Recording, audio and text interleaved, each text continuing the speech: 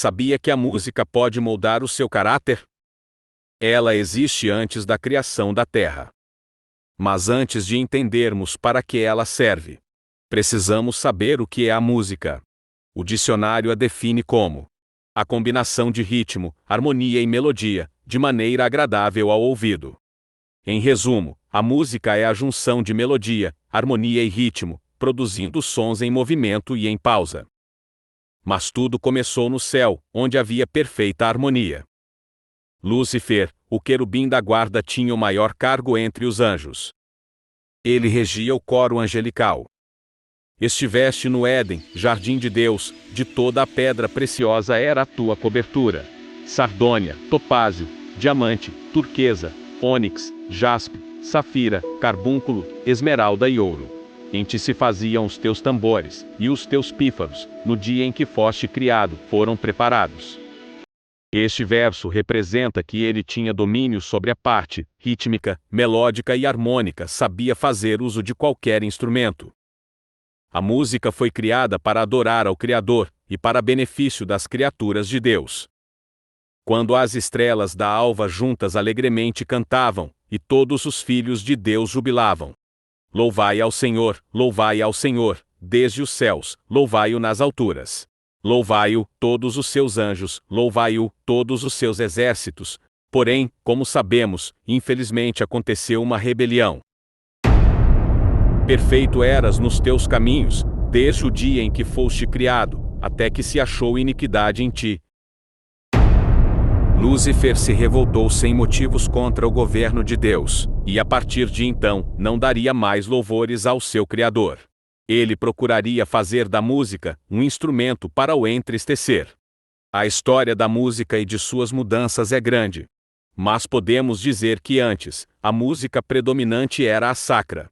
Mesmo as músicas seculares eram influenciadas pela sacra, tanto que quase não tinham diferença.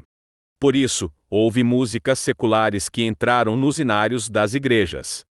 Na Idade Média, o canto gregoriano da Igreja Católica se sobressaía. Era um tempo em que a Igreja tinha forte influência em relação ao povo. Por volta do século XIV até o século XV, houve uma alteração. As pessoas estavam procurando se desvincular do que a Igreja ensinava. Estavam querendo características de música mais universais, mais variadas pelas influências dos outros povos. Este período era conhecido como renascentista.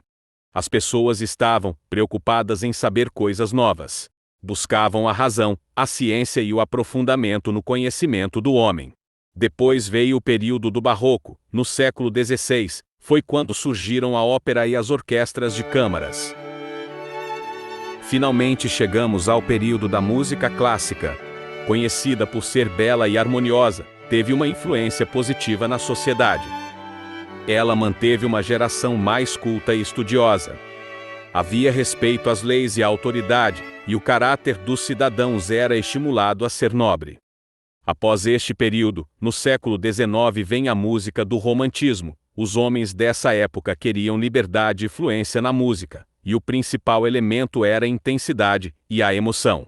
Ainda no século XIX, a música passou por mudanças drásticas. Foi nesse tempo que nasceu o blues, um estilo musical africano que surgiu quando escravos negros cantavam enquanto trabalhavam colhendo algodão, presente também em cultos, celebração, entre outros.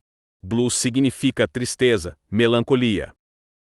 No século XX, surgiram o jazz, o swing, também de origem africana.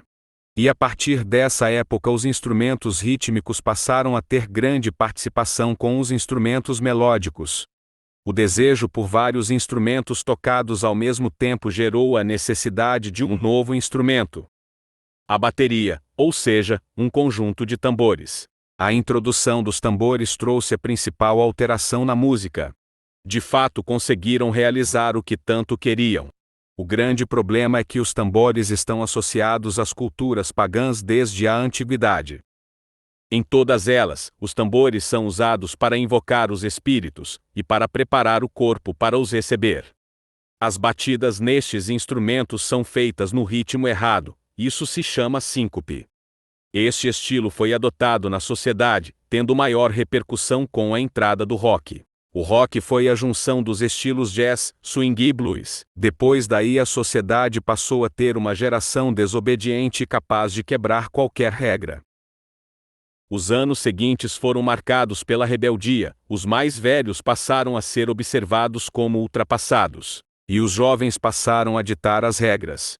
Pessoas como os Beatles, Elvis Presley e outros se tornaram o padrão do momento. Além do surgimento dos hippies, que eram contra a cultura e usavam drogas com um objetivo de expandir a mente e para terem uma ligação com o mundo espiritual.